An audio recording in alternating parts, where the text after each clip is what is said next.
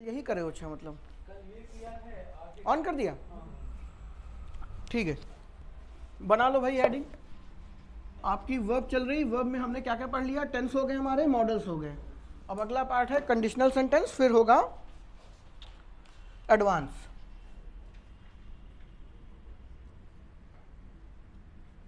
Conditional sentence आप दो तरीके से पढ़ने वाले हो। पहला है आपका क्या, बेसिक, दूसरा है आपका एडवांस। ठीक, बेसिक और एडवांस में अंतर क्या है? बेसिक में आप जानेंगे ये है क्या, एडवांस में आप जानेंगे ये है क्यों, और इसका एडवांस वर्जन और क्या बोल सकते हैं, पेपर ओरिएंटेड बेसिकली वही है, वहीं से आपको पेपर में मिलेगा। इसमें से कुछ बातें लिखना लिखाना कुछ नहीं है, इसीलिए रिकॉर्ड कर रहे हैं। सुनिए बातों को, वापस जाके देख लीजिएगा। तो कंडीशनल सेंटेंस, जैसा कि नाम से ही पता चल रहा है, कंडीशन क्या है? कंडीशन क्या होती है? अरे तुम्हारे जीवन में कितनी कंडीशन लगाई गई होंगी। कभी पापा को दिखा, पापा इस लड़के से शादी करनी है, पहले नौकरी लगे, ठीक है। हालांकि कुछ पिताजी तो अनकंडीशनल होते हैं, नौकरी लगी हो या ना लगी हो तुम अपनी पसंद से करोगे, सूद दिए धर के उनको अलग कर देते हैं। तो कंडीशनल का नाम ही है बच्चे क्या, शर्त, ठीक है। किसी ना किसी चीज में कैसे भी कोई कंडीशन लग जाए, जिसको आप बेसिकली, एक मूवी आई थी सनी देओल की, उसमें एक डायलॉग था, शायद देखिए आपने, नहीं देखी, नो इफ नो बट, सिर्फ जट। कौन सी मूवी है मुझे नाम नहीं याद है मुझे उसका, लेकिन डायलॉग बड़ा फेमस हुआ था, नो इफ नो बट सिर्फ जट। उसमें उसे इंग्लिश नहीं आती होती, तो वो शायद कहीं बाहर जाता है किसी को पकड़ने या करने के लिए, कुछ ऐसा ही है कहानी। यस, देखो ऐसा कैसे बात कर, अजय देवगन का नहीं, उसका डायलॉग है।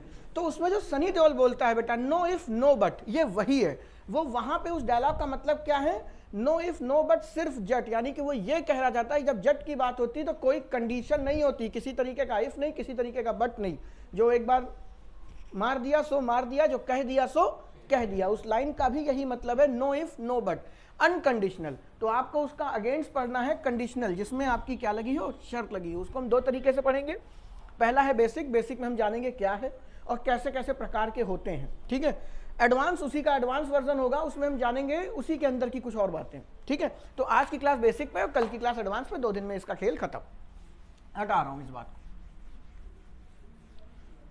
ठीक है, क्योंकि 100%, 60%, 50% ऐसे बच्चे होंगे जिनको इसमें से कुछ टर्म पता होंगे पहले से और कुछ नहीं पता होंगे, ठीक है, जिनको जीरो बटे सन्नाटा कुछ भी नहीं पता होगा। तो ओवरऑल मिला करके बेसिक में आपको क्लियर कट पता चल जाएगा कि आप देख के बता पाएंगे कि हाँ ये कंडीशनल सेंटेंस है, ठीक है। तो अब चलो हिंदी में थोड़ी बात कर ली जाए कि अगर कोई सेंटेंस कंडीशनल होगा तो उसमें एटलीस्ट 2 क्लॉज तो होंगी। क्लॉज समझते हो, नहीं समझते हो कंजंक्शन में बताऊंगा, अदरवाइज नाउन का पहला वीडियो देखिए, उसमें जाके हमने कहीं ना कहीं बताया जरूर होगा जब इंग्लिश की शुरुआत की है। तो कम से कम 2 क्लॉज उसके अंदर होनी चाहिए। रीजन बीइंग, भाई शर्त तो तभी होगी ना जब उस पर कोई ना कोई डिपेंडेंसी दिखा पाओगे। एक अकेला सेंटेंस है, मैं स्कूल जा रहा हूं, इसमें कोई शर्त आपको दिखती है? कोई शर्त आपकी नहीं है। लेकिन अगर यही सेंटेंस बड़ा फेमस सा है कि अगर तुम कहोगी तो मैं तुमसे मिलने आऊंगा, ये क्या है, शर्त है इसके अंदर क्या, कि जब तक वो कहेगी नहीं तुम उससे मिलने जाओगे नहीं। मम्मी लोग कह के नहीं जाती जब तक हम घर ना आ जाएं कहीं जाना मत। यही था आपके जीवन का पहला सेंटेंस कंडीशनल का, कि उन्होंने शर्त रख दी कि तुम जा तो सकते हो लेकिन कब तक नहीं जा सकते हो, जब तक वो आना चाहिए। याद करिए छोटे छोटे थे जब छत पे रेलिंग नहीं होती तो मम्मी लोग क्या कहती थी, जब हम बैठेंगे छत पे तभी खेलना, क्योंकि तुम तो आंख बंद करके खेलोगे, शाम को पड़ोसी घर से निकल रहे हो, पता नहीं टांगों पे निकलोगे कि 4 कंधों पे निकलोगे, कोई भरोसा नहीं, इसीलिए वो आपको मना करते थे। आज भी कहते हैं अंधेरा हो गया है अब मत जाओ, ठीक है, या फिर रात में 8 बजे से पहले पहले आ जाना। तो ये सारे के सारे क्या है, एक तरीके की आपको शर्त देते हैं, आपको एक तरीके की कंडीशन देते हैं जिसके बेस पे आप उसको सेंटेंस फ्रेम करेंगे। तो ऑब्वियस सी बात है कंडीशनल सेंटेंस में एटलीस्ट कितनी क्लॉज होनी चाहिए, 2। और हमें इन्हीं पे ध्यान देना है कि कौन सी क्लॉज किस टेंस में फ्रेम होगी, ठीक है। पेपर में एरर इसी बेस पे आती है कि दोनों क्लॉज दे दी गई हैं, उसको हिंदी के अकॉर्डिंग हम नहीं बनाएंगे, उसको ग्रामर के अकॉर्डिंग बनाएंगे। क्यों बनाएंगे, कैसे बनाएंगे, देखेंगे। और ध्यान से सुनिएगा बेसिक के बारे में, क्योंकि एडवांस कल फिर आपके ऊपर से निकलेगा, क्योंकि वो थोड़ा कठिन होगा। तो जैसे कि बात करी, इसमें हिंदी का एक सबसे पुराना वाला याद करो, क्या? जब तक तुम नहीं कहोगी मैं खाना नहीं खाऊंगा, याद है? और ये मैसेज आप बोलते हुए, टाइप करते हुए हाथ में 4 पूड़ी दबाए हुए होते हैं, मुंह में 5-6 पूड़ियां होती हैं, पूरा फोन तेल से सना होता है, और टाइप क्या कर रहे होते हो? जब तक तुम नहीं कहोगी मैं खाना नहीं खाऊंगा। तो इन दोनों ही क्लॉज में आप देखेंगे दोनों फ्यूचर में है अकॉर्डिंग टू हिंदी लैंग्वेज, ठीक है? जब तक तुम नहीं कहोगे मैं खाना नहीं खाऊंगा, दोनों ही सेंटेंस आपके किस में है? फ्यूचर में है। तो याद रखिएगा कंडीशनल सेंटेंस आपका कभी भी 2 क्लॉज फ्यूचर में नहीं हो सकती। याद करिए, मैंने बीच में बोला होगा जब एक्सरसाइज कर रहे थे तो एक ऐसा सेंटेंस हमको मिला था। तो ये सबसे पहला नियम, दोनों क्लॉज आपको अगर फ्यूचर में दिख जाए तो पक्का गलत है, लेकिन अंधों की तरह एरर नहीं करनी है कि 2 में से एक गलत है। कौन सी? अक्कड़ बक्कड़ बम्बे बो, जिस पे उंगली आ गई वो गलत नहीं, आपको चेक करना पड़ेगा कौन सी क्लॉज में गलत है। एक एग्जाम्पल कर लेते हैं।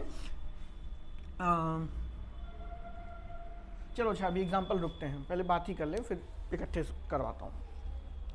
तो फ्यूचर टेंस अगर आपका हिंदी में आप बोल रहे हैं, जब तक तुम नहीं कहोगे मैं नहीं जाऊंगा, जब तक तुम नहीं कहोगी मैं नहीं खाऊंगा, जब तक तुम नहीं जाओगे तब तक वो वापस नहीं आएगा, कुछ भी ऐसे सेंटेंस हो, 2 क्लॉज आपको फ्यूचर में दिखाई दे रही हो, लेकिन आपको इंग्लिश बनाते टाइम दोनों फ्यूचर में नहीं रखनी। तो पहला मोटा नियम यही है कि कंडीशनल सेंटेंस में आपके दोनों क्लॉज कभी फ्यूचर में नहीं हो सकते। यानी कि आपको मोटा मोटा ये दिख जाए, एक क्लॉज में विल दिखाई दे रहा। अब फ्यूचर का मतलब क्या है? विल और शैल। इतना तो हम लोग पढ़ के ही आए, फ्यूचर को 2 ही चीजें रिप्रेजेंट करती हैं, विल और शैल। इम्फेसाइज करने के लिए ये क्या हो जाते हैं? अपने आप को इंटरचेंज कर लेते हैं। सारी बातें मैं आपको बता चुका हूं। तो अगर आपको 2 सेंटेंस में विल और शैल, या विल और विल, या शैल और शैल, या शैल और विल, कुछ भी दिखाई दे रहा है, गलती तो मिल गई, ठीक है? अब उन 2 पर्टिकुलर सेंटेंस में गलती किस में है उसी को एनालाइज करेंगे थोड़ी देर में। पहला पॉइंट क्लियर हो गया, ठीक है?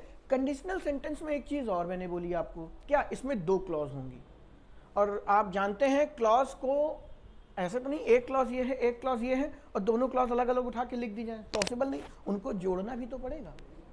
उनको जोड़ने के लिए किस चीज का इस्तेमाल किया जाता है? कंजंक्शन। अभी आप आगे जाके उसको पढ़ेंगे, ठीक है? तो बेसिकली कंडीशनल सेंटेंस में आपको क्या दिखाई देता है? कंजंक्शन भी दिखाई देंगे, जिससे आपको पता चल जाए कि 2 क्लॉज को जोड़ा गया है, ठीक है? क्लॉज को जोड़ना, जैसे हम कह लें ये वही लड़का है जो कल मुझे वहां मिला था, तो ये वही लड़का है, एक क्लॉज हो गई। जो कल मुझे मिला था वो दूसरी क्लॉज हो गई। आप इसको जोड़ रहे हैं किसकी मदद से? जो की मदद से। अब ये जो इंग्लिश में विच है कि हु है, कैसे है, ये प्रोनाउन में हम पढ़ चुके हैं थोड़ा बहुत, बाकी कंजंक्शन में पढ़ाऊंगा। तो कंडीशनल सेंटेंस बेसिकली 2 क्लॉज से मिलकर बनेगा, और 2 क्लॉज किससे जुड़ेंगी? कंजंक्शन से जुड़ेंगी। दूसरी चीज, एक क्लॉज दूसरी क्लॉज पे क्या होगी? डिपेंड होगी। अब एक नया लाइन, एक क्लॉज दूसरी क्लॉज पे डिपेंड होगी। अब ध्यान से सुनिएगा, कंजंक्शन में ये बातें और काम आएंगी आपकी। क्लॉजेस 2 तरीके की होती हैं, एक होती है सबऑर्डिनेटिव, नाउन के पहले स्टार्ट में वीडियो देखेंगे, वहां पे मैंने बताया जरूर होगा, और एक होती है कोऑर्डिनेटिव। क्लॉजेस आपकी 2 तरीके की होती हैं, सबऑर्डिनेटिव, कोऑर्डिनेटिव। कंजंक्शन में डिटेल में करेंगे, अभी केवल नाम एक याद रख लीजिए। क्या? जो क्लॉज दूसरे पर डिपेंड होगी वो ये कहलाती है। ये केवल नॉमेनक्लेचर के लिए है। अब मैं बोलूंगा ये सबऑर्डिनेटिव क्लॉज है तो आप समझ जाएंगे ये डिपेंडेंट क्लॉज है, बस इसलिए, बाकी इसकी कोई भी यहां पे इस्तेमाल नहीं है। आप इसको ऐसे भी कह सकते हैं, ठीक है? सबऑर्डिनेटिव क्लॉज है तो ये दूसरे पे क्या होगी? डिपेंड होगी। दूसरा कोऑर्डिनेटिव क्लॉज, ऑब्वियस सी बात है, इसका जस्ट ऑपोजिट, ये क्या होगी? इंडिपेंडेंट होगी, ठीक है? ये क्लॉज क्या होगी? इंडिपेंडेंट होगी। तो इनको भी याद रखना है हमको। सबऑर्डिनेटिव क्लॉज, कोऑर्डिनेटिव क्लॉज, इसके बहुत सारे नाम होते हैं, मेन क्लॉज, चीफ क्लॉज, और कोई प्रिंसिपल क्लॉज, इसके बहुत सारे नाम दिए गए हैं, वो कंजंक्शन में देखेंगे।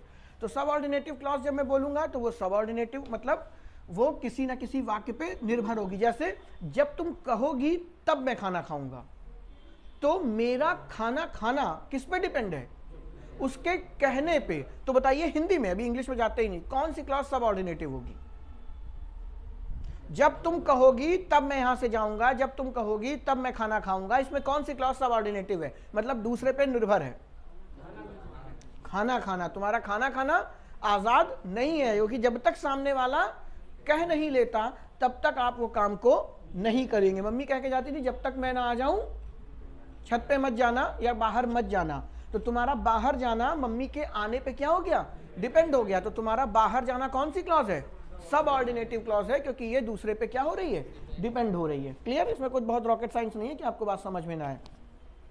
तो क्लॉजेस में हमने ब्रीफ किया केवल दो क्लॉजेस, सब ऑर्डिनेटिव, कोऑर्डिनेटिव। सब ऑर्डिनेटिव का मतलब डिपेंडेंट, जो नहीं दूसरे पे निर्भर हो। कोऑर्डिनेटिव उसी का ऑपोजिट, जो अपने आप में स्वतंत्र हो। हालांकि भी कोऑर्डिनेटिव का इतना ज्यादा काम है नहीं हमारे पास।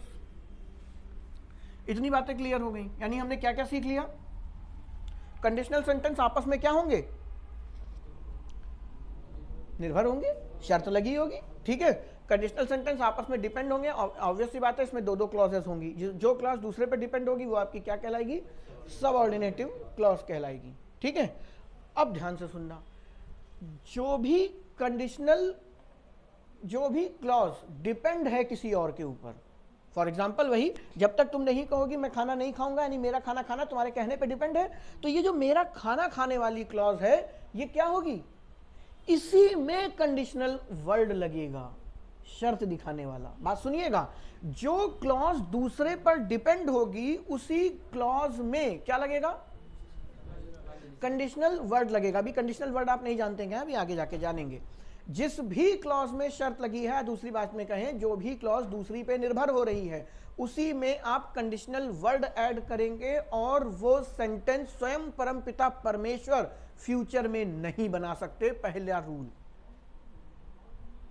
पूछे क्यों? क्योंकि जो दूसरे पर डिपेंड है, ठीक है, जो दूसरे पर डिपेंड है वो क्लॉज में आप कभी भी फ्यूचर का यूज नहीं कर सकते। क्यों के लिए भी रुकेंगे, क्यों अभी थोड़ी देर बाद दिखाऊंगा क्या है। फिर से सुनिए, जो क्लॉज दूसरे पर डिपेंड है, फॉर एग्जांपल अगर मैं आपसे कहूं जब तक तुम नहीं कहोगे मैं खाना नहीं खाऊंगा, हिंदी में दोनों फ्यूचर लग रहे हैं, लेकिन इंग्लिश बनाते टाइम किस में फ्यूचर नहीं लगाना, खाना खाने वाले सेंटेंस में आप फ्यूचर नहीं लगा सकते। रीजन क्या है, ये क्लॉज दूसरे पर क्या हो रही है, डिपेंड हो रही है, और जो क्लॉज दूसरे पर डिपेंड होगी वो कंडीशनल वर्ड लेगी, और कंडीशनल वर्ड जहां आपको दिख जाए, ध्यान से सुनिएगा, कंडीशनल वर्ड जहां आपको दिख जाए उसके बाद वाली क्लॉज में कभी भी क्या नहीं लगेगा, विल और शैल। मैंने कहा ना बेसिक में हम सिर्फ मोटी मोटी बातें सीखेंगे। अब कंडीशनल वर्ड कहीं भी लग गया तो उसकी आने वाली क्लॉज में हम विल और शैल का यूज नहीं करेंगे। अब फिर सवाल आता है कि सर कंडीशनल वर्ड क्या बवाल है? तो कंडीशनल वर्ड वो शब्द होंगे जो शर्त को दिखाएंगे।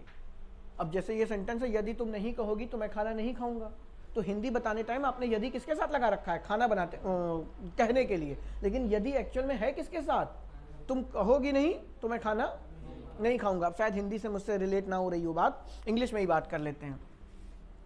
तो मोटा मोटा याद रखिएगा, अगर किसी सेंटेंस में, ठीक है, कोई कंडीशनल वर्ड लगा हुआ है तो उसके बाद वाली क्लॉज कभी भी किस में नहीं बना सकते आप, फ्यूचर में नहीं बना सकते, ये पॉसिबल नहीं है।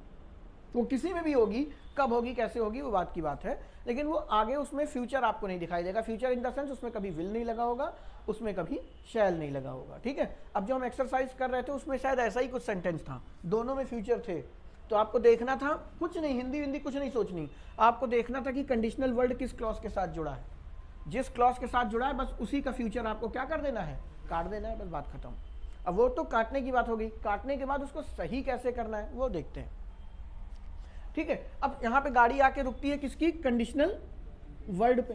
तो कंडीशनल वर्ड बेटा आपको सीखने हैं, इसीलिए आप आए हैं। बेसिक में हम यही सीखेंगे कि ऐसे कौन कौन से शब्द हैं जो शर्त दिखा सकते हैं, ठीक है। तो उसमें सबसे बड़े हैं चचा कौन, इफ। याद करिए, नो इफ नो बट, ठीक है, यानी कोई शर्त नहीं है, सिर्फ जट। तो इफ ही आपका सबसे बड़ा शर्त दिखाने वाला है, क्योंकि इफ की हिंदी क्या होती है, यदि, और यही तो शर्त है। यदि इस साल पास हो जाओगे तो पापा बाइक दिलाएंगे, तो पापा का बाइक दिलाना किस पे निर्भर है, तुम्हारे पास होने पे, ठीक है। मुझे क्यों ऐसा लग रहा है कि मैंने हिंदी एक्सप्लेन करते टाइम कुछ गलत बोल दिया है, वो भी जब इंग्लिश के एग्जाम्पल करेंगे तो चेक कर लेते हैं क्या बोला है, हो सकता है शायद हिंदी में गलत हो रहा हूं। कहां पर था मैं, तो कंडीशनल वर्ड आपको धीरे धीरे पहचानने होंगे, कंडीशनल वर्ड हमारे कौन कौन से हैं। तो जैसे आपका एक इफ हो गया, एक जो वर्ड है जो मोस्टली पेपर पूछता भी है, आप गलत करते हैं बेटा। फर्स्ट क्या है, प्रोवाइडेड। प्रोवाइडेड का मतलब, प्रोवाइडेड में गलती क्यों, क्योंकि प्रोवाइडेड दो तरीके का होता है। एक होता है प्रोवाइड, होता नहीं लाइब्रेरी ने आपको ये बुक प्रोवाइड कराई, टीचर ने आपको ये मटेरियल प्रोवाइड करवाया, उपलब्ध कराना एक तरीके का, है ना, कुछ देना इन का सेंस। तो बच्चे ये वर्ब है, इसकी 3 फॉर्म होंगी, आपको सबको पता है। फर्स्ट फॉर्म आपकी क्या हो जाएगी, प्रोवाइड, सेकंड हो जाएगी क्या, प्रोवाइडेड, और थर्ड हो जाएगी प्रोवाइडेड। ये एक वर्ब है। और जो आप यहाँ लिखा हुआ देख रहे हैं प्रोवाइडेड, इसको भूल से भी V2 और V3 मत समझ लीजिएगा, ये वर्ब नहीं है बेटा, ये आपका कंजंक्शन है। कंजंक्शन है, मोटा मोटा कहें तो यहाँ पे हम चलिए उसका नाम ही नहीं लेते, अभी आप इतना सीखिए, ये आपका कंडीशनल वर्ड है, शर्त दिखाने का काम। और शर्त में इसकी हिंदी होती है क्या, इसके नाम में ही, शायद बशर्ते सही लिखा है मैंने, इसके नाम में ही शर्त है। कहते ना मैं तुम्हारी मदद तो करूं बशर्ते तुम अपनी बाइक उधार दे दो, बोलते होगे कभी ना कभी, बड़ा भारी भरकम शब्द है, लेकिन आपने कभी ना, तुम्हारे डेंगी के क्या हाल है तुम्हारी, तो बच गए तुम, अभी देखा तो याद आया। कितनी हो गई प्लेटलेट्स, एडमिट तो नहीं होना पड़ा ना, घर पे ही ठीक हो, एडमिट हुए कितने दिन, कहाँ थे भैया, संभल के रहो, बड़ा आतंक। अभी कल ही देखो बाराबंकी का एक लड़का एक्सपायर हो गया, बंदे मर भी रहे हैं, तो इसलिए बुखार आए, और उसकी गलती क्या थी, 10 दिन भाई साहब घर पे रहे, जब कंडीशन बिगड़ी तब हॉस्पिटल गए, तो बिगड़ गई तो बिगड़ी गई। एक दिन सबसे, जिस दिन बुखार आए सबसे पहले ब्लड टेस्ट, अगर कुछ ऐसा है तो तुरंत डॉक्टर के पास जाओ, ये नहीं घर में पैरासीटामोल खा खा के उछल रहे, ठीक है, ये गलती भूल से भी मत करिएगा जान। और बात मरने की नहीं है, बात है ऊपर जाके क्या मुंह दिखाओगे, डेंगू से मर गए, कितना खराब लगता है, बुखार ने मार गिराया यार। एक टाइम था सर्दी बुखार को, क्या सर्दी बुखार है सबसे घटिया बीमारी कही जाती थी, आज वही आपको निपटाने पे तुला हुआ है। तो ध्यान रखिए अपना, फीवर आए उसी दिन ब्लड टेस्ट करा लो, ज़्यादा महंगी, कितने का है टेस्ट, 400 रुपये, इतना तो तुम पानी बतासे खा डालते हो। खैर वापस आते हैं, कहाँ पे मैं रुका था, हाँ प्रोवाइडेड। तो बच्चे ये जो प्रोवाइड है ये आपकी वर्ब है, इसके 3 फॉर्म हो गए, जिसका मतलब होता है क्या, प्रोवाइड कराना, आपने सुना होगा बहुत बार। लेकिन जो ये प्रोवाइडेड लिखा हुआ है ये आपका कंडीशनल वर्ड है, जो शर्त बताएगा आप मेहनत तो करें, नहीं सॉरी, आप सफल होंगे, ये आपने कई बार सुना होगा, आप सफल होंगे बशर्ते आप मेहनत तो करें। तो वो जो बशर्ते है वो क्या है, प्रोवाइडेड। और इसकी एक खास बात बता दे रहा हूं, ये जो वर्ड है बेटा ये हमेशा सेंटेंस के बीच में आएगा, इससे सेंटेंस की स्टार्ट नहीं होती, ये हमेशा सेंटेंस के क्या आएगा, बीच में आएगा। अभी मैं आपको एग्जांपल करवा दूंगा, ठीक है। तो आपका कंडीशनल वर्ड सबसे बड़ा कौन है, एक तो इफ हो गया, दूसरा आपका प्रोवाइडेड है, ऐसे बहुत सारे वर्ड आपको मिलेंगे, धीरे धीरे एग्जाम्पल के थ्रू हम चलेंगे तब। जैसे आपका एज सून एज हो गया कि वो मैं तुमसे दिल्ली मिलने आऊँगा, जितनी जल्दी हो सके तुम यहाँ पहुँच जाओ, कुछ भी इस तरीके के सेंटेंस हो, एज पॉसिबल एज, इस तरीके के वर्ड। तो ये हम एग्जाम्पल के थ्रू जानेंगे कौन कौन से हमारे कंडीशनल वर्ड हैं, ठीक है। फिर से एक बार रिकॉल करो क्या क्या हमने सीख लिया, कुछ भी नहीं, 2 ही बात, कंडीशनल सेंटेंस में एक क्लॉज दूसरे पर डिपेंड होनी है 100%, ठीक है। जिस भी क्लॉज में आपको कंडीशनल वर्ड दिखाई देगा वो कभी फ्यूचर में नहीं बन सकती, किस में बनेगी, क्यों बनेगी, वो भी बात करेंगे, वो कभी आपकी फ्यूचर में नहीं बनेगी। दूसरी, कंडीशनल सेंटेंस पहचानेंगे कैसे, एक ही चीज से, या तो उसकी हिंदी बनाओ, तो यहां पे आप बना लेंगे, पेपर में इतना टाइम नहीं होगा कि सबके आप हिंदी सोचते रहे, आपको जहां कंडीशनल वर्ड दिखाई दिया समझ जाइए ये कंडीशनल सेंटेंस है। और सबसे पहली चीज जो चेक करनी है वो है उसके आगे लिखी हुई क्लॉज फ्यूचर में ना हो, ठीक है। किस में होगी, फिर वही बात करेंगे, इतनी मोटी मोटी बातें होगी। अब हम इसके पढ़ेंगे क्या, टाइप्स। कंडीशनल सेंटेंस कितने प्रकार के होते हैं, मैं कंडीशनल वर्ड आपको अलग से हेडिंग बना के कुछ नहीं लिखवाने वाला, एग्जाम्पल करेंगे उसी में मार्क करते चलेंगे, ये हो गए।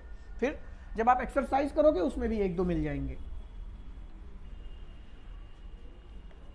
इसी कंडीशनल सेंटेंस में ही आपका सब्जेक्टिव मूड भी कहलाता है, ठीक है। अभी आगे देखेंगे कौन कौन से हैं, पढ़ा होगा कभी ना कभी, सुना तो होगा ही। इसमें बेसिकली जो बुक्स हैं वो 3 टाइप बताती हैं, 3 टाइप्स ऑफ कंडीशनल सेंटेंस, ठीक है।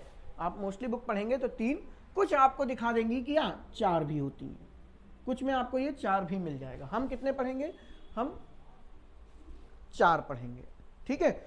जो चौथी टाइप है बेटा वो मिसलेनियस है। मतलब ये 3 टाइप तो रेगुलर हो गई आपकी, ये होती हैं। इसके बाद भी बहुत सारे सेंटेंस ऐसे बनते हैं जो थोड़े से अलग हैं, तो उसकी जितनी भी वैराइटीज हैं वो हम 4th टाइप में पढ़ लेंगे, मिसलेनियस। यही सबसे ज़्यादा आपका क्या है, इंपॉर्टेंट है। तो ये जो 3 टाइप्स है मैं उसके नाम लिखता हूं। सबसे पहला बोलिए, सेंटेंस 2 पार्ट में बंटता है। एक होता है इफ क्लॉज, ठीक है, और दूसरा होता है क्या, मेन क्लॉज। अब ये बात तो समझ पा रहे हो ना? इफ क्लॉज का मतलब मेरे दोस्त अभी पढ़ाया, शर्त लग गई। अब ध्यान से सुनिएगा मैं ये क्यों बता रहा हूं। जितने भी कंडीशनल सेंटेंसेस होते हैं उसके पार्ट को मैं इफ बोल करके दिखाऊंगा आपको। मत नहीं समझ रहे हो मेरी बात को? चाहे वो प्रोवाइडेड से बना हो, चाहे वो अनलेस से बना हो, चाहे वो अनटिल से बना हो, वो सारी की सारी बातें अगर मैं बोलूंगा तो मैं कैसे बोलूंगा, इफ क्लॉज। अगर मैंने इफ क्लॉज बोला दैट मीन्स उस क्लॉज में कोई कंडीशनल वर्ड लगा हुआ है। वो कौन सा है, वो इफ है, अनटिल है, अनलेस है, प्रोवाइडेड है, वो डजंट मैटर। इतनी बात समझ रहे हो? तो इफ क्लॉज का मतलब ये नहीं कह रहा हूं कि उसमें इफ लगा हुआ है। इफ क्लॉज का मतलब है कंडीशनल वर्ड वाली क्लॉज, यानी कि डिपेंडेंट क्लॉज, यानी कि सबऑर्डिनेटिव क्लॉज। बात समझ गए? और दूसरी अपने आप में क्या होगी, मेन क्लॉज होगी कि नहीं? मेन क्लॉज कौन सी, वही कोऑर्डिनेटिव क्लॉज कह लो, प्रिंसिपल क्लॉज कह लो, चीफ क्लॉज कह लो, या फिर सीधे सीधे बोल दो क्या, डिपेंडेंट, सॉरी इंडिपेंडेंट क्लॉज। आजाद है, आजाद समझ रहे हो? मतलब इसको मिटार भी दे तो उसको कोई फर्क नहीं पड़ेगा, ठीक है। तो ये मेन क्लॉज होगी। तो मैं इसको लिख देता हूं तुम्हारे खाते, सबऑर्डिनेटिव क्लॉज और कोऑर्डिनेटिव क्लॉज। तो किसी भी कंडीशनल सेंटेंस को 2 पार्ट में तोड़ा, एक इफ क्लॉज में और दूसरा मेन क्लॉज में। अब खेल देखिए होगा क्या। जो ये 3 टाइप हैं उसकी फर्स्ट टाइप देखिए क्या होती है। उसमें आपको मिलेगा इफ क्लॉज प्रेजेंट टेंस में। यहां पे if clause in present tense, यानी यदि आपको इफ क्लॉज, मैंने कहा ना बेसिक में कुछ समझा नहीं रहा हूं, क्या है पढ़ा रहा हूं। एडवांस में देखेंगे ये क्यों है और ऐसा क्यों किया गया, ठीक है, वो सब हम लोग एडवांस वर्जन में जाएंगे। पहले पहचानना सीखिए क्या है इफ क्लॉज। यानी कि कोई भी शर्त वाला सेंटेंस जब किसमें होगा, प्रेजेंट टाइम में होगा, तो बच्चे उसकी मेन क्लॉज किसमें बनेगी, फ्यूचर में बनेगी। बस यही बात मैं इतनी देर से आपको समझा रहा था। जब तक तुम नहीं कहोगी मैं खाना नहीं खाऊंगा, तो जब तक तुम नहीं कहोगी, तो जब तक, यानी कि व्हेन किसके साथ लगा हुआ है,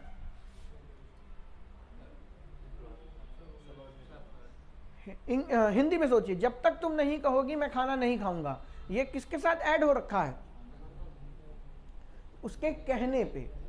शर्त किस क्या है, उसके कहने की है। तो उसके कहने, यही शायद मैंने हिंदी में गलत बोल दिया था, जिसके साथ ये ऐड होगा वो हमेशा किस में बनाएंगे आप, प्रेजेंट में। और जो उसकी मेन क्लॉज होगी वो आप किस में बनाओगे, फ्यूचर में। हिंदी में ये दोनों ही फ्यूचर में होती हैं, हिंदी में ये दोनों ही फ्यूचर में होती हैं। लेकिन आपको पहचानना क्या है कि उसकी मेन क्लॉज तो फ्यूचर में रहेगी, लेकिन उसकी इफ क्लॉज हमेशा किस में होगी, प्रेजेंट में। इसको मैंने आपको ऐसे भी बोला था कि कभी भी कंडीशनल क्लॉज जिसमें कंडीशनल वर्ड लगा होगा वो फ्यूचर में आप नहीं बना सकते, ठीक है। पहचानने का तरीका क्या है, उसके साथ कंडीशन हिंदी बना के बनाइए, या आपको कंडीशनल वर्ड दिखाई देगा। अगर दिखाई दे तो वेल एंड गुड, नहीं दिखाई देगा तो हम लोग देख लेंगे। तो चलो एक एक करके ही समझते हैं। अब ये हमने बना लिया, अब इसके कुछ एग्जाम्पल का पोस्टमार्टम किया जाए। इसके कुछ एग्जाम्पल देख लेते हैं। लिखिए, अब यहां पे आपको स्वयं बनाना है। एग्जाम्पल लिखिए, अगर मैं दिल्ली आऊंगा तो तुमसे मिलूंगा। हिंदी लिखिए पहले, अगर मैं दिल्ली आऊंगा तो तुमसे मिलूंगा। दोनों हिंदी किसमें है, फ्यूचर में है। अब आप इसको अपने तरीके से, ये लिखा हुआ है, कौन सा डिपेंडेंट है कौन सा इंडिपेंडेंट है, समझ के लगाइए। अगर मैं दिल्ली आऊंगा, अगर की हिंदी भी इफ होती है, क्योंकि अगर की जगह आप क्या लगाते हैं, यदि, तो भी काम बन जाएगा। अगर की हिंदी क्या होगी, इफ। तो अगर मैं दिल्ली आऊंगा तो आपसे मिलूंगा। मिलवा दो इनको जरा।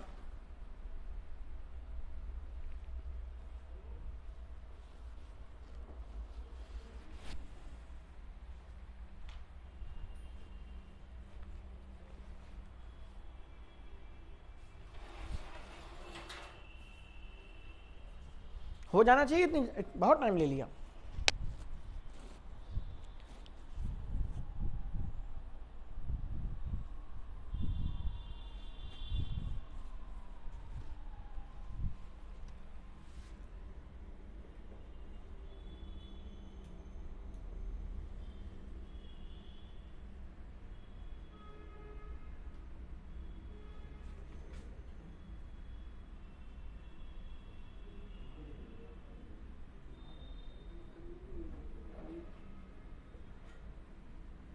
ठीक है, अब इसको हम लोग बनाते हैं, आप लोग अपना चेक करिएगा आपने कैसे बनाया, सही बनाया।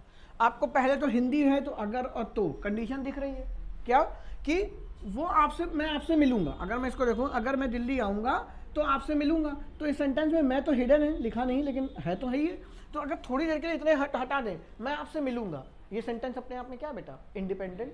पीछे को हटा दें तो ये सेंटेंस अपने आप में क्या है, कंप्लीट।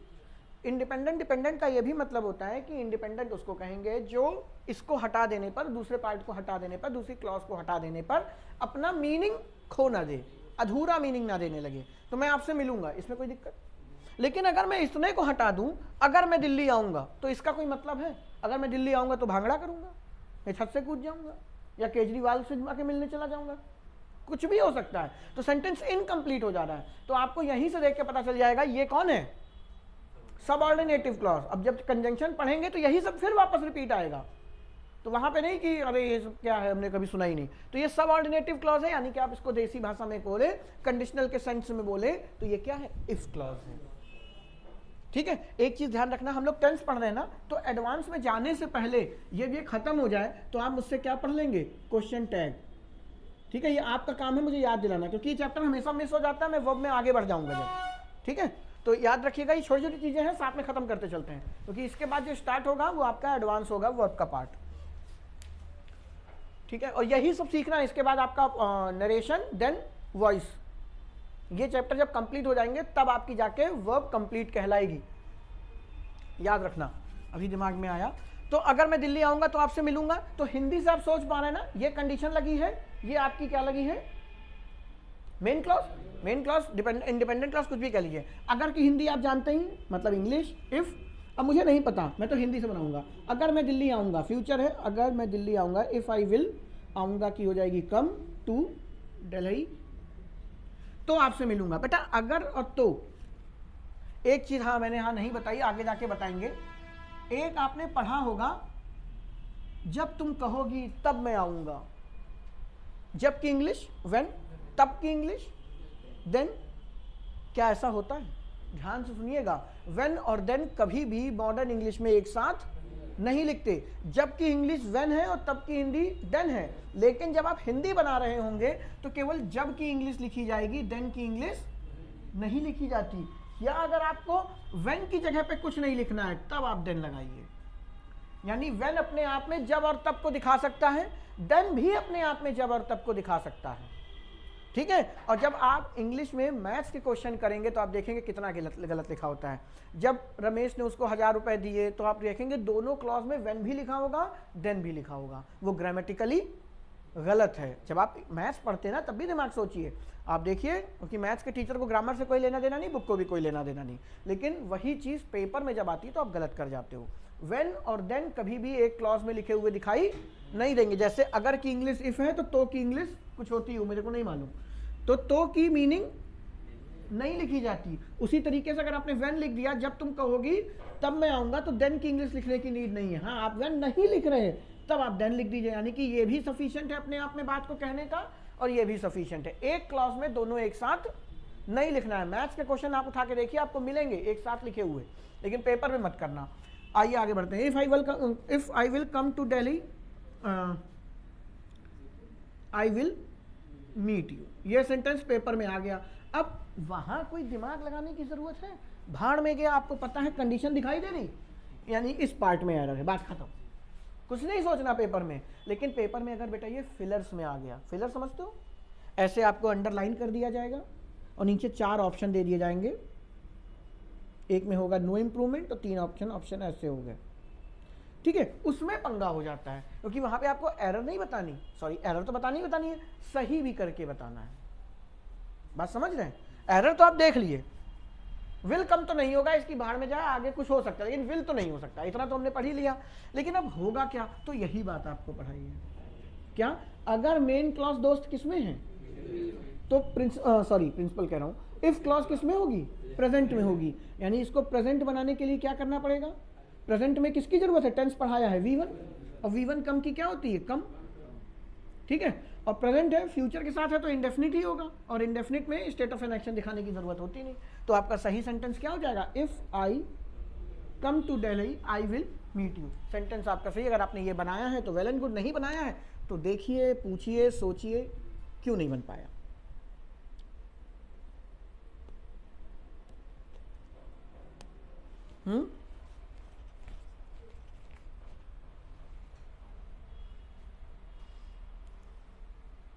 सिंपल है, कोई बहुत बड़ी चीज नहीं है, ठीक है। आज की क्लास में तो बिल्कुल आसान आसान ही पढ़ेंगे। हटा दो इसको, नीचे वाले को। आगे चलते हैं। अभी इसी के अंदर एक एग्जांपल और लिखिए। एग्जांपल बोल रहा हूं, लिखो। She will come to meet you as soon as you will reach Delhi. उसी सेंटेंस को घुमा के लिखा है। शी विल, मैं लिख दे रहा हूं, she will come to meet you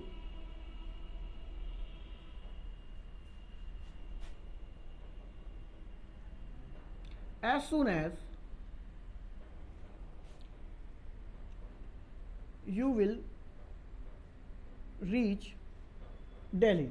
लिख दिया है, नहीं तो सुन तो रहे ही हो। She will come to meet you as soon as you will reach Delhi। ठीक है। अब आप पेपर में बैठे हैं और आपका अभी घर से फोन आ गया, आप उठ के चले गए, आपने आगे कुछ नहीं पढ़ा, फिर भी आप इस सेंटेंस को कर सकते हैं। क्या आपने देखा, एक क्लॉज यहां तक दिखाई दे रही है, she will come to meet you, ठीक है। आगे एज सुन एज क्या है, ये एक कंजंक्शन है बेटा। कंजंक्शन का काम ही क्या होता है, याद करिए, जब मैंने आपको फैमिली ट्री पढ़ाया था, कन का मतलब बताया था, लैटिन भाषा में होता है विद, इसीलिए कहते हैं पुराने वीडियो देखिए, पढ़ा है ये वाली बात। कन का मतलब विद और जंक्शन का मतलब रेलवे स्टेशन, देखते हो ना जंक्शन है। सारे रेलवे स्टेशन जंक्शन नहीं होते, लेकिन चारबाग को बोलते हो, क्यों? क्योंकि वो नॉर्थ की सारी ट्रेनों को जोड़ता है, जो भी आएगा यहाँ सलामी दे के जाएगा। छोटे मोटे स्टेशन है, उसमें से सारी ट्रेनें नहीं गुजरती, तो जंक्शन का भी काम क्या होता है, जोड़ना। तो कंजंक्शन अपने आप में जो बवाल बनाता है वो जोड़ने का ही काम करता है। तो इस क्लॉज को इस क्लॉज से जोड़ ही तो रहा है ये, ठीक है। और मैंने आपसे कहा था इफ आपका भी एक कंजंक्शन है, लेकिन हम यहाँ उसको कैसे पढ़ रहे हैं, कंडीशनल वर्ड, क्योंकि चैप्टर हमारा क्या है, कंडीशनल। लेकिन थोड़ा थोड़ा दिमाग रखिए, जो जोड़ने का काम कर रहा है वो कंजंक्शन भी होगा। अभी जब कंजंक्शन में पढ़ेंगे तो फिर यही सेंटेंस घूम के आपके सामने आएंगे, तो वहां पे हम इसका नाम जानेंगे कि ये सबऑर्डिनेटिव कंजंक्शन है कि कोऑर्डिनेटिव कंजंक्शन है। सबऑर्डिनेटिव कंजंक्शन है तो इसकी पेयरिंग जिसके साथ होगी वो सेंटेंस पॉजिटिव होगा कि नेगेटिव होगा, वहां पे हम इसको डीप में लेके जाएंगे। अभी हम उन सब बातों को नहीं जा रहे हैं। तो एज सुन एज एक है, ये आपकी एक क्लॉज है, ये आपकी एक क्लॉज है। तो इतना तो आप समझ गए। पहली वाली क्लास में भी विल लगा दिया, दूसरी वाली क्लॉज में भी विल लगा दिया। एरर तो इन्हीं दोनों में से है। तो दो में से एक को काटना है, तो किसको काटोगे, उस वाले को। क्यों? क्योंकि ये अभी तक आप नहीं जानते थे कि ये कंडीशनल वर्ड है, और शायद आप जाने भी ना, लेकिन इतने तो समझदार ही हो क्योंकि ये इसमें और कोई तो शब्द लगा नहीं है, एज सुन एज ही लगा हुआ है, इसी को मान लेते हैं कि ये कंडीशनल वर्ड है, और जिसके साथ लगा है वो नहीं होगा, ठीक है। इसको दूसरे तरीके से समझा जाए तो हिंदी से देखते हैं क्या बन रहा है। शी विल कम टू, वह तुमसे मिलने आएगी जैसे ही तुम दिल्ली पहुंचोगे, ठीक है। तो यानी कि देखिए, ये आपका एक एक्शन है, ये आपका एक एक्शन है, दोनों एक्शन ही तो है। इसको हम सेकंड पकड़ लेते हैं, इसको हम फर्स्ट एक्शन पकड़ लेते हैं। इन दोनों में से कौन सी घटना पहले घटेगी? पहले तुम दिल्ली तो पहुंचो तभी तो आएगी मेरे दोस्त। अब इतने अच्छे काम तुम नहीं किए हो कि रेलवे स्टेशन पे खड़ी है बेचारी। देख लो, ये कह रहा है ये वाला पहला है, तो पहली घटना तुम है, तुम तो पहुंचो। देखो रास्ते से ही ना उठा लिए जाओ तुम, तुम्हारी हरकतें ऐसी हैं।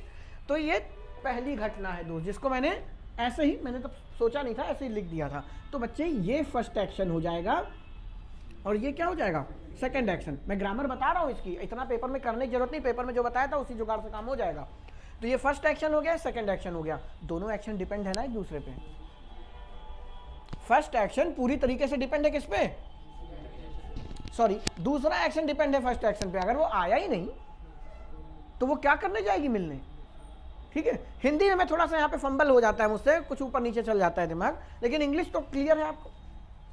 तो यहाँ पे आपको दो स्टेटमेंट दिखाई दे रही है, एक फर्स्ट एक्शन, एक second action. Second action first action पे पूरी तरीके से क्या है, डिपेंड है, और डिपेंड है तो कंडीशन तो होगी होगी, कंडीशन तो होगी होगी। बस आपको यही सोचना है कि किसमें आपका कंडीशनल वर्ड लगा है या किसमें आपका कंजंक्शन लगा है। बस उसी वाली क्लॉज का फ्यूचर छीन लो। अब फ्यूचर छीनने के बाद उसको कन्वर्ट किसमें करें, वही रूल लगा दीजिए।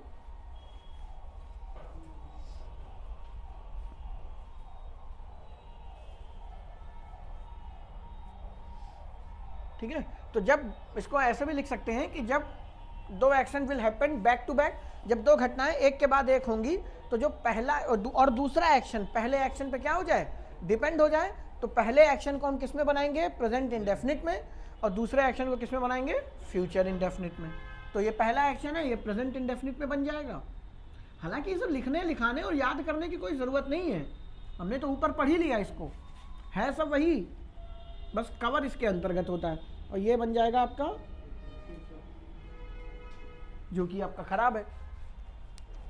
सो she will come to meet you as soon as you reach. Then indefinite में तो विल कुछ लगना ही नहीं है, V1 लगेगा, रीच है आपके पास, कोई दिक्कत। ठीक है, अगला लिखिए, अभी आप खुद करिएगा। Unless he will not take care of his health, जब तक वो अपने स्वास्थ्य का ध्यान खुद नहीं रखेगा, unless he will not take care of his health himself, he will not recover. Unless he will not take care of his health,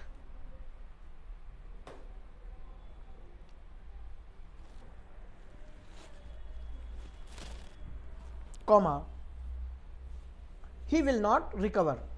जब तक वो स्वास्थ्य का ध्यान नहीं रखेगा वो ठीक नहीं होगा। He will not recover। अब क्या करें बताओ?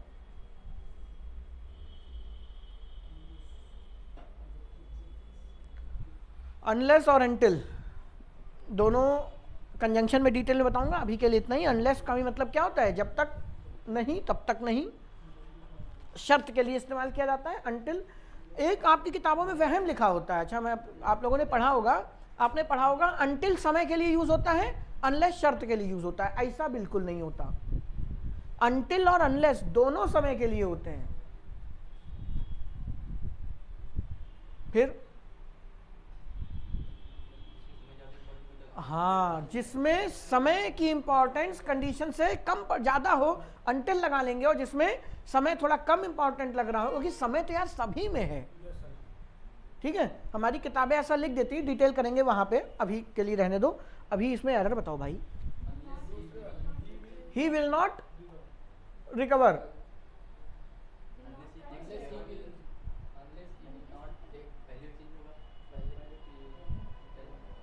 क्या बोल रहे हो यार, एक मिनट, तुमने तो मेरी आंखें खोल दी। क्या बोला मैंने सेंटेंस?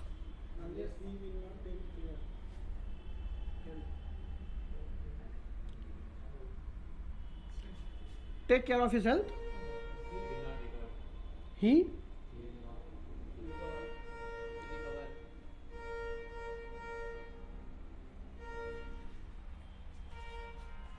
कहाँ गलती है? विल नॉट, विल नॉट तो यहां भी है, तो ये तो बोला करो, इसीलिए तो मैं धड़कन बढ़ गई थी, क्या बोल रहे हो, मेरे दिमाग में बॉल आ रहा था। ठीक है, तो पहली क्लॉज में ऐसे बोलेंगे, फर्स्ट क्लॉज में विल नॉट नहीं होगा, क्यों? तो पहली क्लॉज में क्या बैठा हुआ है, अनलेस बैठा हुआ है, यानी कि शर्त आपको दिखा रहा है ये। ठीक है, तो शर्त दिखा रहा है, तो ये फ्यूचर में तो नहीं होगा। अब फ्यूचर में नहीं होगा तो क्या नॉट भी नहीं होगा? तो इतना आप लोगों को पता है, अनलेस और अनटिल दोनों क्या है, नेगेटिव है बेटा, इनके अंदर नॉट हिडन है। ध्यान से सुनिएगा, तो अनलेस और अनटिल जिस भी क्लॉज में लगेंगे उसमें नॉट नहीं आता। कई होनहार जानते हो पेपर में क्या करते हैं, मान लो यहां पे ऐसे सेंटेंस होता, he take care of his health, अब चूंकि सिंगुलर है तो एस लग जाएगा, he take care of his health. वो कहते हैं कि इसमें एरर कहाँ है, ये ज्यादा बस नहीं निकल रही है, तो वो कहते हैं ये सर हमने पढ़ा है कि अनलेस और अनटिल के बाद नॉट नहीं आता।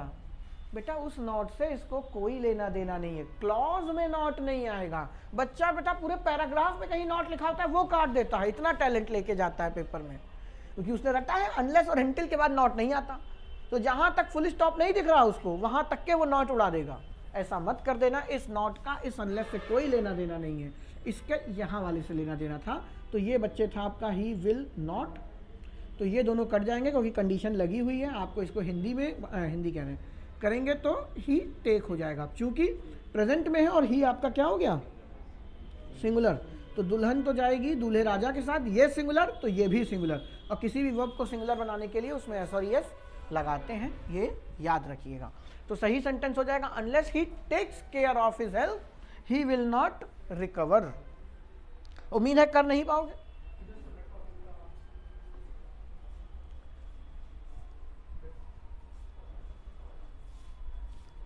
टाइम कितना हुआ? अरे यार अभी टाइम है।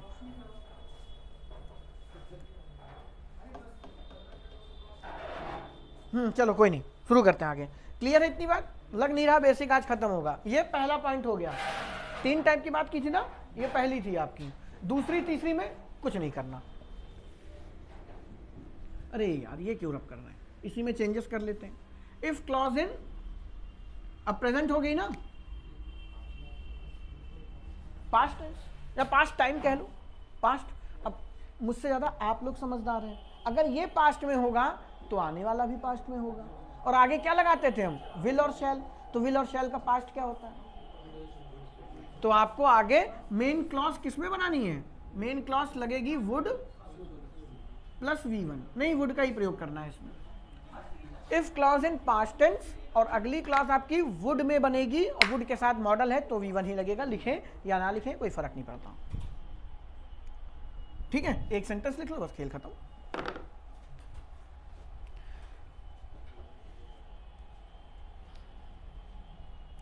एक मुझे ये मूवी का डायलॉग याद आ रहा है, नमस्ते लंदन थी शायद।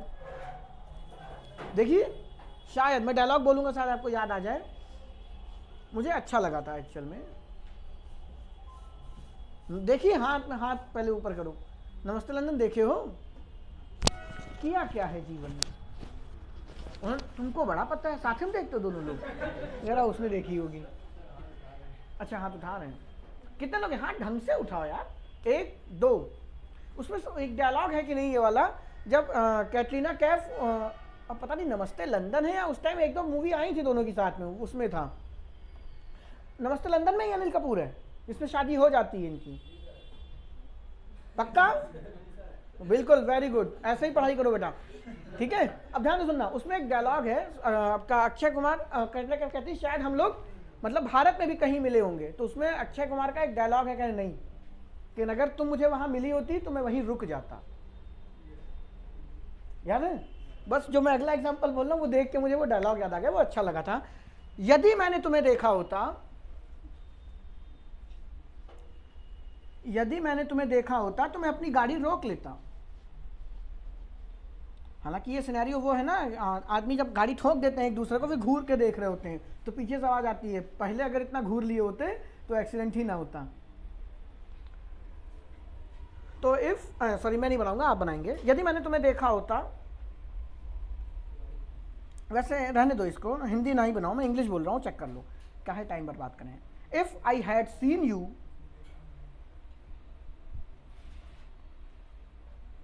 माफ कीजिएगा,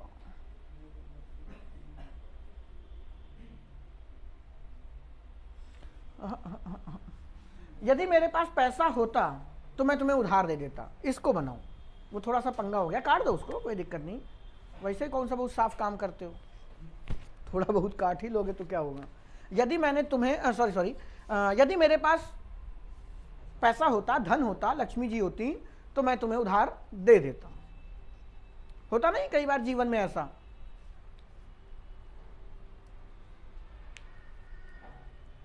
सामने वाला कहता है चाय पिला दो, कहते अबे खुदे नहीं है यार, वांदे पड़े हुए। इसकी इंग्लिश क्या होगी?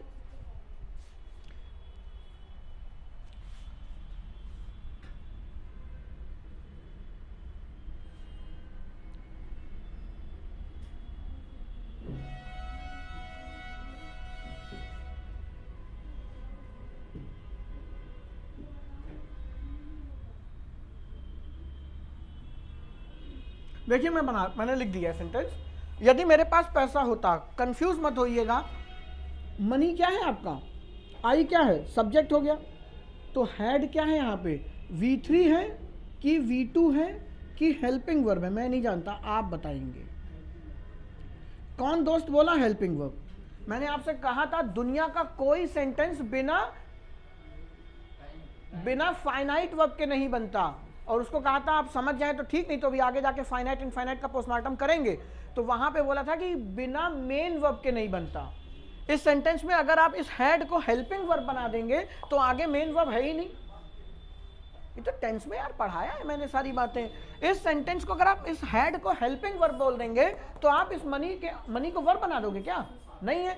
दैट मीन्स ये हेल्पिंग वर्ब तो हो नहीं सकती, हेल्पिंग वर्ब तो हो नहीं सकती। अब ये हेल्पिंग वर्ब नहीं है तो V2 या V3, तो V3 तो किसमें लगता है? परफेक्ट में, और परफेक्ट के लिए तो इसमें एक और हेड होना चाहिए। तो ऑब्वियस सी बात है ये V3 भी नहीं है, ये क्या है? V2 है। V2 मतलब पास्ट को दिखाने का काम कर रहा है, तो ये पास्ट टाइम को दिखा रहा है बच्चे। यहाँ पे ये गलती मत कर दीजिएगा, ये पास्ट टाइम को दिखा रहा। फाइन, 2 मिनट रुक जाओ भाई। तो ये पास्ट टाइम को दिखा रहा है। अगर ये पास्ट टाइम को दिखाएगा तो ऑब्वियस सी बात है आगे कोई स्टेट ऑफ एन एक्शन है नहीं, दैट मीन्स क्या बन गया? पास्ट इंडेफिनिट बन गया। तो ये गलती मत करिएगा, धोखे में आप इसको परफेक्ट समझ गए तो भैंस धीरे से पानी में जाएगी, वो कभी बाहर नहीं आएगी। ये परफेक्ट नहीं है बेटा, ये पास्ट इंडेफिनिट का हेड है, जिसका मतलब होता है पोजेशन। मेरे पास माँ है, अमिताभ बच्चन का डायलॉग, आई हैव मदर। तुम्हारे पास क्या है? बंगला, पैसा, याद होगा। तो ये वही है बेटा, आई हैव प्रेजेंट में बात हो रही थी, अगर माँ थी तो आई हैड मदर हो जाएगा। ठीक है, तो आई हैड मनी, तो दैट मीन्स इसको परफेक्ट मत समझ करके क्या समझना है? पास्ट। और अगर ये पास्ट में है तो आने वाला पड़ोसी किसमें होगा?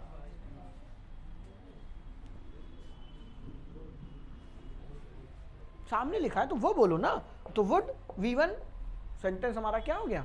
सही हो गया। ये मैंने जानते हैं क्यों लिखा है, ये सेंटेंस इसलिए गलत हो जाते हैं, आप लोग यहां पे गलती करोगे। मैं एक और निपटा दे रहा हूं एक ही साथ। वही सेंटेंस, यदि मैंने तुम्हें देखा होता तो मैं रुक जाता है, मैं गाड़ी रोक लेता। If I had seen you I would stop my car. पंगा देखिएगा, ये सेंटेंस और ये सेंटेंस दोनों पेपर में है, और आप गलती करते हैं यहाँ पे। क्या? यहाँ पे आपने हैड को देखा और उसके बगल में एक वर्ब लगी हुई है जो कि V3 है, तो इसके साथ इसकी वर्ब लगी है, दैट मीन्स ये हेल्पिंग वर्ब ही होगी कि नहीं? और अगर ये हेल्पिंग वर्ब है तो हैड किसकी हेल्पिंग वर्ब है? परफेक्ट की। तो यानी ये सेंटेंस आपका क्या बन गया है? परफेक्ट का बन गया है। ठीक है, और आपने इसके पड़ोस में क्या लगा दिया? वुड लगा दिया। 100% गलत है, क्योंकि ये वाला किस में होना चाहिए? पास्ट इंडेफिनिट में होना चाहिए। ये गलती है। आप यहां पे हैड देख करके वुड सही करेंगे, लेकिन यहां पर पे हैड देख करके आप वुड को काट देंगे, वो गलत हो जाएगा। क्यों? क्योंकि आपने पहचाना नहीं, ये हैड क्या है? मेन वर्ब, पोजीशन को दिखाने का काम कर रहा है। परफेक्ट में बहुत कायदे से समझाया है बेटा ये बातें। और फिर यहाँ पे आपका हेड क्या है? V3 बन गया, क्योंकि उसके पास उसकी मेन वर्ब है, और अगर उसके पास उसकी मेन वर्ब है तो ये हेल्पिंग वर्ब होगी, ऑब्वियस सी बात है। तुम ऐसा क्यों रिएक्ट कर रहे हो जैसे पहली बार सुन रहे हो? उधर देख रहे हो, तुम्हारी आंखें लग रही कि मैंने एकदम से संस्कृत शुरू कर दी हूँ। नहीं, उसके हाव भाव बड़े क्या पढ़ा डाला यार ये बेटा। टेंस में 1-1 घंटा लिया है ये समय, तो बगल वाले खींच के किनारे करो, आगे बैठा करो ना। आगे बैठने में जान निकलती है। If I had seen you, तो बच्चे गलती क्या है? गलती है ये आपकी तीसरी टाइप हो गई। ये लिख लियो ना, लिखना क्या, सुन तो लियो ना। If clause in past tense. अब तीसरा सुनिएगा, तीसरा टाइप इसका क्या है? If clause in past perfect. तो ध्यान रखिएगा, जैसे ही यहाँ पे परफेक्ट इन्वॉल्व हुआ, यहाँ पे आपको क्या लगा देना है? हैव लगा देना है, क्योंकि अगर ये पास्ट परफेक्ट में है तो आपको इसको भी क्या करना होगा? Past of past. अब आते हैं वापस, समझिएगा, ये गधों की तरह रटने वाली बात नहीं है कि गुरुदेव बता दिया इधर पास्ट परफेक्ट है तो उधर हैव लगा देंगे। आपको यकीन मानिए, आपने सुना होगा पास्ट ऑफ पास्ट, मेरे मुंह से सुना होगा। ठीक है, अब आप अभी शुरुआत की बातों को रिवाइज करें। जब एक के बाद दूसरी घटना हो तो जो घटना पहले घटी उसको हमने किस में बनाया? प्रेजेंट में, सिंपल प्रेजेंट में, और बाद वाली को पास्ट में। अब ये घटना ऑलरेडी पास्ट में है तो उसको हमें किस में ले जाना है? एक कदम और पीछे, पास्ट ऑफ पास्ट। और यकीन ना हो तो टेंस वाले वीडियो में जाइए जिसमें मैंने आपको टाइमलाइन पढ़ाई है। फ्यूचर जो कोई जानता नहीं, फिर आया प्रेजेंट, फिर आया पास्ट, और फिर उसके पीछे एक और टाइम दिखाया था, पास्ट ऑफ पास्ट। उसी को परफेक्ट बोलते हैं बेटा। उसी को परफेक्ट बोलते हैं, पास्ट ऑफ पास्ट को। वो है टाइम ही, लेकिन भूत का भी भूत है। ये टाइम लाइन में मैंने आपको बताया था। तो मेरे दोस्त ये खुद ही परफेक्ट है, यानी कि पास्ट में चला गया। तो आपका ये जो फ्यूचर वाला था उसको भी पीछे खींचना पड़ेगा ना। तो उसको हम क्या याद करिए, हमने would have, should have, could have कहाँ पढ़ा था? तुम्हें यहाँ बहुत ठंडी है, तुम्हें अपने कपड़े लेकर आने चाहिए थे, लेकिन आप लाए नहीं। ठीक है, ये उसमें बन गया, क्योंकि ये घटना तो पहले ही बीत चुकी है। तो अब ऑब्वियस सी बात है, ये तो होगी नहीं। अभी तक क्या हो रहा था, वो घटना हो सकती थी। अगर वो आएगी, मतलब तुम पहुंचोगे तो वो आ जाएगी रेलवे स्टेशन में, लेकिन ये तो गया पीछे, ये तो गया पीछे। तो ये तो कोरी कल्पना बन गई कि मिस्टर गुप्ता जी के लड़का बड़ा बदतमीज लड़का पैदा किए आप। चाहता तो वो फायर ब्रिगेड को फोन कर सकता था, लेकिन बंदे ने नहीं किया। अब गुप्ता जी का लड़का पीछे सोचा है, पीछे आग तो हम ही लगाए थे, हम काहे बताएं, बहुत दिनों से नौटंकी कर रहे थे ना तुम। तो वो क्या बन गया, वुड हैव। तो ये रटना नहीं है, आप पहले जाके would have, should have, could have वाले वीडियो देखिए। फिर आप टाइम के वीडियो, टेंस के आप पढ़ के आए हैं, उसमें पास्ट ऑफ पास्ट मैंने पढ़ाया है, टाइम लाइन पढ़ाया है। फिर जब दोनों को इसमें रिलेट करेंगे, आपको क्लियर इमेज दिखाई देगी ऐसा क्यों हुआ। मेरे बताने की जरूरत नहीं है आपको, मैं एक एक चीज पीछे से बताता चला आ रहा हूं। ये आपको खुद लिंक करना है, लेकिन दिक्कत इसी बात की है, टेंस भी अधूरा है दिमाग में। मॉडल्स को तो बात ही छोड़ दो। तो जब तक बेटा पीछे की बातें क्लियर नहीं होंगी, ये चीजें क्लियर इमेज नहीं आएगी आपके अंदर। हालांकि मैं अभी एक एक को तोड़ूंगा, क्यों हुआ, कैसे हुआ, एडवांस में हम बात करेंगे। ये इतने आसान नहीं है। अभी तो आपने रट लिया है इन चीजों को, इनके अलावा भी चौथा बचा हुआ है मिसलेनियस, जो शायद कल ही हो पाएगा। तो क्लियर है बात, समझ में आई? If clause in present tense, main clause in future. If clause in past indefinite, main clause is followed by would plus V1. If clause in past perfect, main clause में would have plus V3। अब have लग गया तो V3 ही होगा। Clear है? तो यहाँ पे हमने यही किया। आपने देखा had है, seen है, वर्ब की थर्ड फॉर्म लगी है, यानी कि ये परफेक्ट हो गया। परफेक्ट है तो यहाँ पे यह क्या है, गलत हो गया। आपको लगाना पड़ेगा would have।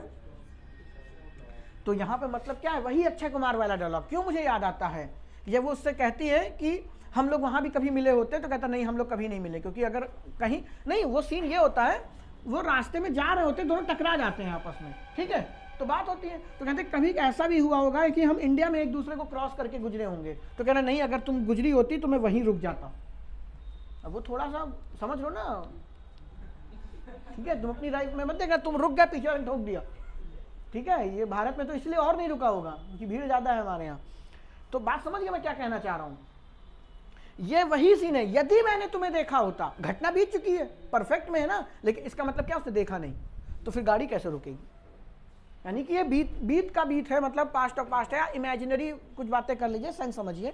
हम इसलिए इसको वुड हैव करते हैं, नहीं तो मोटा मोटा याद करने का तरीका, इसलिए मैंने इसको ऐसे लिखवाया है ताकि आपको चीजें याद भी रहें। इधर यार परफेक्ट घुसा तो उधर भी परफेक्ट का हैव आएगा। हैज तो आने से रहा, क्योंकि मेन वर्ब आपकी क्या है वही है। ऐसा तो दिमाग में नहीं आता, वुड हैज भी हो सकता है कुछ। परफेक्ट की हेल्पिंग वर्ब एक ही है, हैव जैसी कोई चीज होती है, उसका सिंगुलर वेरिएंट कह रहे हैं, होती ही नहीं। देख रहे हो, मतलब भांग का नशा उतारे ना उतरे। मैं कुछ बोलते टाइम सोचते हो, बस मेरी रिदम को आगे बढ़ा दिया इसने। होती है बेटा, उसका सिंगुलर फॉर्म है, लेकिन हेल्पिंग वर्ब नहीं कहा जाता कि उसकी मेन हेल्पिंग वर्ब है। हेल्पिंग वर्ब आपकी मेन है, हैज उसका सिंगुलर फॉर्म है। इतनी बातें क्लियर हो गई। टाइम बताओ, हेडिंग बनाते हैं मिसलेनियस, फिर श्री गणेश करें। 22 है, चलो सुन लो कहानी, एग्जाम्पल कल करेंगे। अब आपका आता है चौथा टाइप। चौथे टाइप में हम हेडिंग बनाते हैं मिसलेनियस। इसमें कुछ चुनिंदा खतरनाक घातक टाइप की चीजें होती हैं। इनको बेटा आपको बहुत डिटेल में समझना है, यही पेपर ओरिएंटेड है। ये तो पेपर में आएगा, बच्चा भी कर लेगा, गधा भी कर लेगा। तो रीजन पेपर वाले ज़्यादा पूछते भी नहीं। पेपर वाले पूछते हैं, अगर आपने मेरी पिछली क्लास की होगी तो मैंने आपको 3 चीज़ें पढ़ाई थी, क्लोज एंडेड, ओपन एंडेड और बहुत मज़े की बात है वर्ल्ड कप भी हुआ है। सारे एग्जाम्पल इसी वर्ल्ड कप से निकल जाएंगे। एक होता है क्लोज एंडेड सेंटेंस, एक होता है ओपन एंडेड, और तीसरा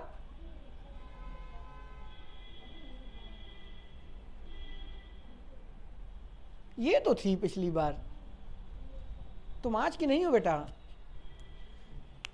तुम हमें लग रहा है मोहन जोदड़ो खुदाई में निकली हो इस क्लास में सबसे पुराना। तुम्हें याद होना चाहिए, मैंने ये बातें समझाई हैं। अगर अच्छी बात है, वो पुराना याद आएगा ना, तभी तुम इसमें गलतियां निकाल पाओगी मेरी, कि सर आपने पिछली बार ऐसा कहा था, इस बार ऐसा कह रहे हैं, क्योंकि मैंने हिंदी जब बोली है आज की क्लास में तो मैंने एक लाइन गलत बोली है। अब आप जब वीडियो अपलोड होगा उसमें टोकिएगा, कमेंट करके नहीं, मुझे यहाँ बता करके क्या है पकड़ने में, क्योंकि शायद मैंने, मुझे जो लग रहा है शायद मैंने बोला है कि नहीं बोला, गलत मुझे नहीं मालूम। इंग्लिश सब कुछ सही थी, हिंदी की ट्रांसलेशन में शायद मैं कुछ गलत बोल गया हूँ, शायद, गारंटी नहीं है, आप लोग खुद चेक कर लीजिएगा। हाँ, तो हम कहाँ थे? आपको इन बातों को समझना होगा, वो मैं आपको समझाऊंगा, मेरा काम है एडवांस वर्जन। उससे पहले कुछ आपके मिसलेनियस में आते हैं जो आपने सुना होगा, एक बहुत ही घिसा पिंट, हाँ, उसने वो ऐसा भगा मानो उसके पीछे भूत पड़ा हो। ठीक है, ये सेंटेंस आपने सुना होगा, उसने ऐसा डांटा मानो मेरा बाप हो। ठीक है, तो ऐसे सेंटेंसेस को हम बोलते हैं क्या? इमेजिनरी पोस्ट या सब्जेक्टिव मूड के सेंटेंस, यानी यहां पे वो चीज वास्तव में होती नहीं है लेकिन इमेजिनरी पोस्ट। अरे यार वो तो लिखा होगा, अगर मैं चिड़िया होता तुम्हारी छत पे आ जाता, तो लड़की उधर से लिखती हाँ एक बार आ तो जाओ, पापा छत पे बैठे, एक एक पर ना नोच देते तुम्हारे, ये मजाल है तुम दोबारा उड़ पाओ। ठीक है, तो अगर मैं चिड़िया होता तो तुम्हारी छत पे आ जाता हो, इमेजिनरी। अगर मैं मोदी जी होता तो मैं ये कर देता, मैं वो कर देता हो। अगर मैं इस देश का प्रधानमंत्री होता हो, काश मैं लड़की होता तो आज ये वाली ड्रेस पहन के स्कूल जाता, पिताजी घबरा रहे होते क्या पैदा हुआ है घर के अंदर। ठीक है, इसके इरादे नेक नहीं लग रहे हैं। ठीक है, तो अगर मैं लड़की होता तो ऐसी चीजें जो आप वास्तव में नहीं हैं। ठीक है, अगर मैं शेर होता तो तुम्हें कच्चा खा गया होता, अगर मैं तुम्हारी जगह होता तो उसको सबक सिखा देता, अगर मैं तुम्हारी जगह होता, अक्सर पिताजी कहते हैं मम्मी से शाम को लेटा, अगर मैं तुम्हारी जगह होता जाने ना देता, टांगे तोड़ देता। तो मम्मी कहना आ रहा है, देर थोड़ी हुई, तोड़ देना। ठीक है, अब वो बात अलग है, लड़का खुद ही तोड़वा के आ रहा होता है, गया था कांड करने, कहना बताओ क्या तोड़े, तुम पहले तोड़वा है। ठीक है, तो ऐसे सेंटेंस आपके इमेजिनरी पोस्ट के लिए यूज किए जाते हैं जहां पे वो आप वास्तव में होते नहीं। अगर मैं तुम्हारा बॉस होता या आप किसी कंपनी में काम करते हैं, अगर काश मैं बॉस होता तो अभी बताता, लेकिन बताता क्या, तुम ही तो एम्प्लॉय हो, तुम्हें तो बताना है। तो ऐसे सेंटेंसेस जिसको हम इमेजिनरी पोस्ट की तरीके से यूज करते हैं, इसमें एक ध्यान रखिएगा एक बात का, इसमें कभी भी बेटा वॉज का यूज नहीं किया जाता। क्यों नहीं किया जाता ये मैं आपको बताऊंगा, या बताए दे रहा हूं। इसको ऐसे समझ लीजिए, आपके मान लो तुम्हारा पोता, अभी नहीं 60 साल के बाद, इमेजिन करो। ठीक है, तुम्हारा पोता तुम्हारे सीने पे बैठ के खेल रहा है। ठीक है, गले में तुम्हारा मफलर पड़ा हुआ है अपना, वो बढ़िया घुमा रहा है। तुमने उसके बोला I was prime minister of India, पोतन तुरंत वही मफलर जो खेल रहा था ना, तुरंत पकड़ के खींचना शुरू, बुढ़े पैसा कहाँ गया। अगर तुम देश के प्रधानमंत्री थे तो पिताजी तो डेली मम्मी से लड़ाई कर रहे हैं, मम्मी पापा डेली चला रही, घर में 10-10 रुपए के पीछे, मैं खुद कल रास्ते में पड़ा हुआ 10 का नोट लाया था, मम्मी छीन ली कि इससे टमाटर आ जाएंगे घर के। ठीक है, दबाता जा रहा। अब पोते की गलती नहीं है, गलती दादाजी की है। ठीक है, अब यही सिचुएशन बेटा मनमोहन सिंह जी अपना लेटे हुए हैं, बहुत ही महान हस्ती है, ऐसे बोलना नहीं चाहिए, एक एग्जांपल दे रहा हूं। उनका पोता, अब मोदी जी को तो ले नहीं सकते, लड़का नहीं तो पोता कहां से लाएं। मान लो उनका पोता उनके सीने बैठा हुआ है, तो दादा आपने क्या किया, वो बोल सकते हैं I was PM of India. क्यों, वो थे बेटा वास्तव में। लेकिन क्या मैं बोल सकता हूं? तो मैं ये बताना चाहता हूं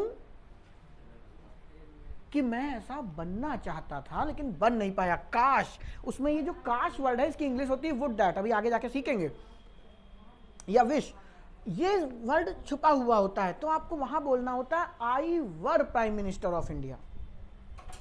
जैसे हिंदी नहीं बोलते, काश मैं चिड़िया होता और तुमने बोल दिया आई वॉज बर्ड, लड़के के बाप वैसे ही भगा दे कि तुम तो चिड़िया हो, मतलब थे, अब बगुला बन गए हो कुछ दिनों के लिए। ठीक है, तो आई वॉज का मतलब आप वास्तव में वो होते थे। ठीक है, इसीलिए बेटा वहां पे वर लगाया जाता है ताकि पढ़ने वाला ये समझ ले कि आप इमेजिनरी बात कर रहे हैं। अब कह दो ये बड़ा ऑकवर्ड सी बात है सर, काश मैं चिड़िया होता, ये तो इमेजिनरी ही है। यही खेल आपको क्लोज एंडेड, सेमी क्लोज्ड और ओपन एंडेड में मैं समझाऊंगा।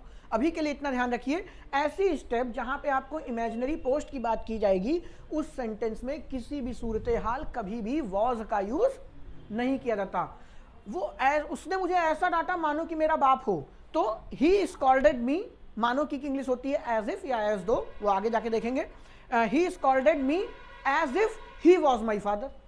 अगर ये आप लिख गए तो आप क्या कहना चाहते हैं आप समझ लीजिए। वो मेरा पिता था, अब पिता कोई ऐसी पोस्ट है 6 महीने ये रहेंगे 6 महीने ये रहेंगे, संभव है? आपको बोलना है he scolded me as if he were my father, imaginary post.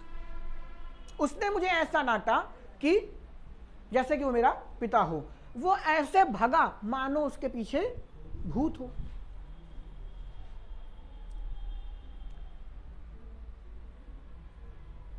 यहां पे तो मेन वर्ब आ जाएगी, तो वर का यूज नहीं है। तो काश मैं चिड़िया होता तो तुम्हारे घर उड़ के चला आता, तो I were a bird, I were a bird was नहीं, I would fly to your home.